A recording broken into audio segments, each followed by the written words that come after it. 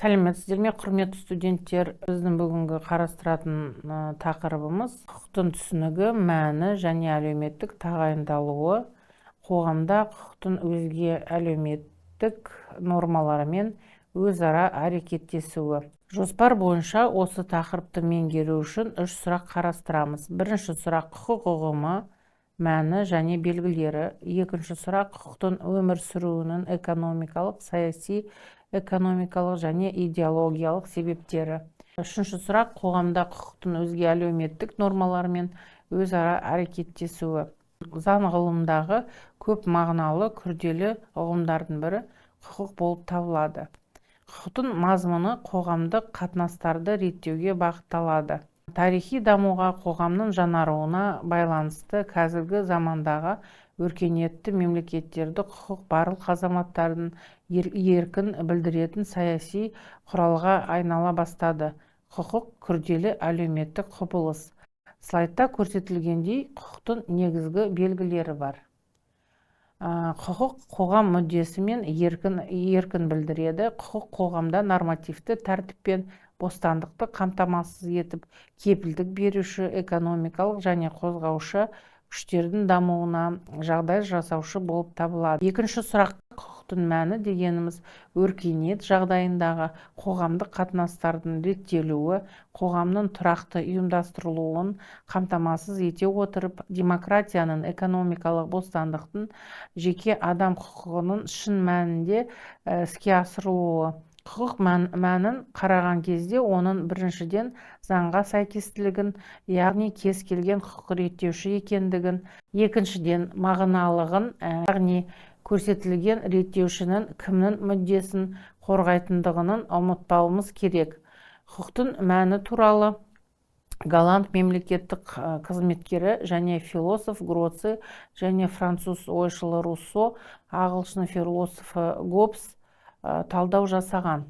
Құқықты әртүрлі мағынада қолданамыз. Субъективтілігі тұлғалардың мүддесін қанағаттандыру мақсатымен құқықтық нормалардың құқық тұлғаларына берген құқықтық мүмкіндіктері. Субъективті құқық субъектінің еркі және санасына байланысты іске асырылады. Мысалы, азаматтардың еңбек етуі, білім алуы, меншік иесі болуы, кәсіпкерлікпен шұғылдануы. Объективтілігі жалпыға міндетті қоғамның бекіткен және қамтамасыз етілген заң нормаларының жиынтығы. Бұл заң нормалары қоғамдық қатынастарды реттеуге арналады.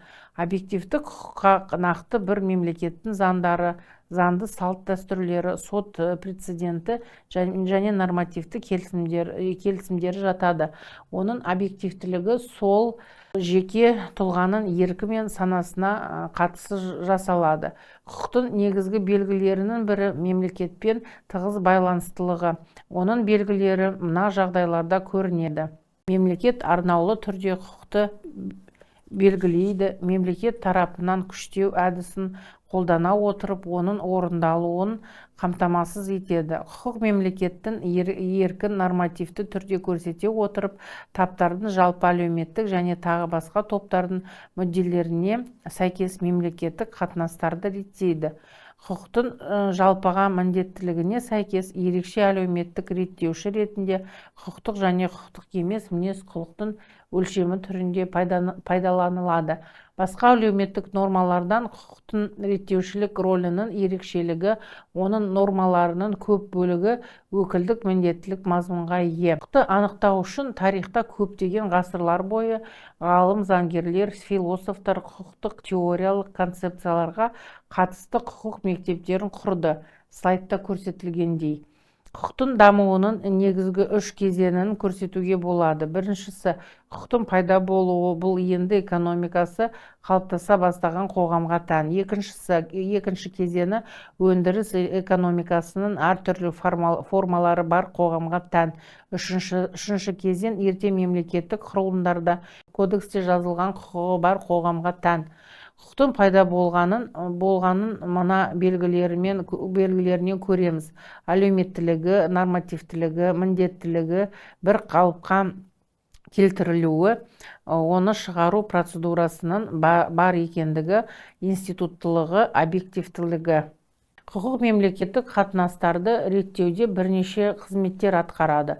Слайдта көрсетілгендей қызмет түрлері қоғамдық өмірде мемлекет пен жеке тұлғалар арасындағы негізгі фактор болып саналады. Жоспардағы үшінші сұраққа келсек, қоғам мүшелерінің арасындағы қарым-қатынас тәртібі көптеген нормалармен белгіленеді. Оларды ғылымда нормативті жүйе деп атайды. Бұл жүйе әртүрлі өмір аясындағы адамдардың тәртібін ретке келтіретін нормалардың жиынтығы.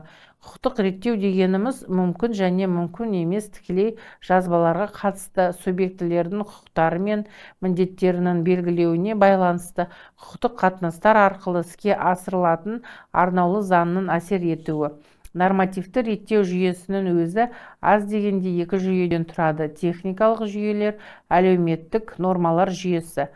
Техникалық нормаларға кен көлемде адам, машина, адам мен еңбек құралдары, адам және өндіріс, адам, табиғат, субъекті мен объект қатынастарын реттейтін нормалар жатады.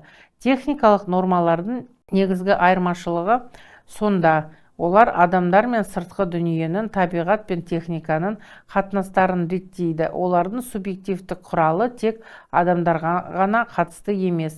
Өзгешіліктеріне қарамастан техникалық және әлеуметтік нормалар бір-бірімен тығыз байланысты болады. Мысалы, кейбір топтағы техникалық нормалар өздерінің маңыздылығына байланысты әлеуметтік нормалардың заңдарында бекітіліп, техникалық заңдылық сипаттағы нормалар атауына ие болады. Ол дегеніміз техникалық жағдайлар, әртүрлі мемлекеттік стандарттар, ГОСТлар, әсіресе суды, теміржолды және әуе жолдарын пайдаланғанда техникалық қауіпсіздікті сақтау. Ол тәртіптерді бұзғаны үшін заңды жауапкершілік тағайындалады: мүліктік, әкімшіліктік, құқықтық және қылмыстық құқықтық. Әлеуметтік нормалардың жүйесі дегеніміз адамдардың тәртібін, әлеуметтік топтардың, ұжымдардың, қоғамдық ұйымдардың әрекеттерін реттейтін белгілі нормалардың жиынтығы. Әлеуметтік нормалар дегеніміз қоғам мүшелерінің әлеуметтік маңызды тәртібінің жолы. Әлеуметтік нормалар динамикалық жүйенің тұтастығы, қоғам өмірінің қажетті жағдайы, қоғамдық басқару, мемлекеттің ұйымдастыруы мен қызмет жасауын, адамдардың бір-бірімен келісуін және адам құқығын қамтамасыз ететін құрал. Бұл жүйе экономикалық, әлеуметтік, саяси және қоғамның рухани дамуын, адамдардың өмірлік сапасын, тарихын, ел өмірінің ұлттық ерекшеліктерін және мемлекеттің биліктің сипатын көрсетеді. Қоғамдық қатынастарды реттейтін нормалар қоғамдық даму тенденциясының объективтік заңдарының әрекетін көрсетеді және нақтылайды. Әлеуметтік нормалар бір-бірімен белгілі, өзара байланыста әрекет жасайды. Экономикалық нормалар және нормативтер ақша, финанс жүйесін, банктердің әрекетін, биржаларды, салық жүйесін реттейді. Әлеуметтік нормалардың маңызды тобын саяси нормалар құрайды. Олар әлеуметтік таптардың, азаматтардың мемлекеттік билікке қатынасын, ұлттар мен халықтар арасындағы қатынастарды, мемлекеттің қоғамдағы саяси жүйесінің басқа ұйымдармен байланысын реттейді. Саяси нормалар өздерінің көлемі мен мазмұнына байланысты саяси қатынастарды реттейді және әртүрлі нысандарға көрініс табады. Саяси декларацияларда, мемлекеттің манифестерінде, саяси партиялардың, қозғалыстардың, мемлекеттердің конституцияларында, саяси партиялардың ережелерінде, бағдарламалық құжаттарында, мемлекеттің заңды актілеріндегі көрсетілген саяси нормалар құқық нормаларының маңыздылығын қабылдайды. Саяси нормалар азаматтардың мемлекетпен және оның органдарымен қарым-қатынасын реттейді. Сайлау тәртібі азаматтардың және олардың өкілдерінің мемлекеттік билік органдарына және басқа қызмет адамдарының сайлауына саяси нормалармен реттеледі. Олар заңды актілерді көрсетілген. Саяси нормаларға сонымен бірге белгілейтін, реттейтін нормалар жатады және заң шығаратын, орындайтын және сот биліктеріне бақылау жасайтын қатынастар жатады.